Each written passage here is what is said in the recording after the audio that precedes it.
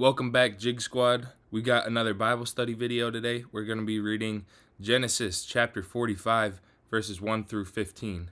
Joseph could no longer restrain himself in the presence of all his attendants, so he cried out, "Have everyone withdraw from me."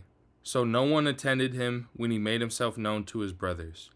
But his sobs were so loud that the Egyptians heard him, and so the news reached Pharaoh's house. "I am Joseph," he said to his brothers. "Is my father still alive?"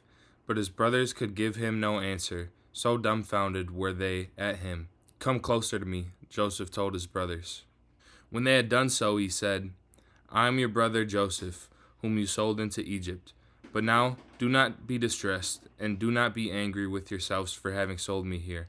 It was really for the sake of saving lives that God sent me here ahead of you. The famine has been in the land for 2 years now, and for 5 more years cultivation will yield no harvest. God, therefore, sent me on ahead of you to ensure for you a remnant on earth to save your lives in an extraordinary deliverance. So it was not really you, but God who had me come here, and he has made me a father to Pharaoh, lord of all his household, and ruler over the whole land of Egypt. Hurry back then to my father and tell him, 'Thus says your son Joseph, God has made me lord of Egypt. Come down to me without delay. You can settle in the region of Goshen, where you will be near me, you and your children and children's children, your flocks and herds, and everything that you own. I will provide for you there in the 5 years of famine that lie ahead, so that you and your household and all that are yours will not suffer want. Surely you can see for yourselves, and Benjamin can see for himself, that it is I who am speaking to you. Tell my father all about my high position in Egypt and all that you have seen. But hurry and bring my father down here.' Then he threw his arms around his brother Benjamin and wept on his shoulder.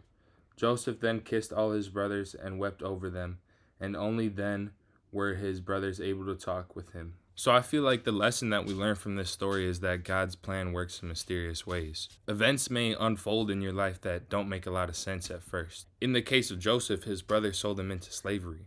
And there was probably a moment in time where Joseph was like, how could God let this happen to me? But in the end, it ended up working out. With his high position in Egypt, he was able to save excess crops so that when a famine struck the land of Egypt as well as the land surrounding Egypt, he was able to provide for people.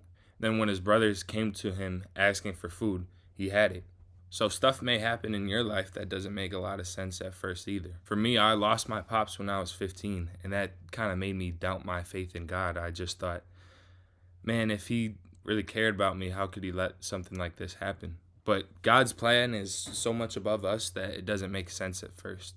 I feel like God sometimes kind of puts you through something to try to sculpt you. I feel like we're all kind of made from the same clay, but then certain stuff transpires in our life that is meant to sculpt us. And as a lot of people say, God gives his toughest battles to his strongest soldiers. So when you're dealing with any type of hardship in your life, you just kind of got to realize that this is part of the plan. And that mindset helps me out a lot in life. Anytime I'm going through something tough, I'm like, okay, I actually kind of appreciate it now, because it's tough in the moment, but then when it's over, then the next time I face something hard, it's not even really that hard anymore. You begin to learn to appreciate the struggles in life.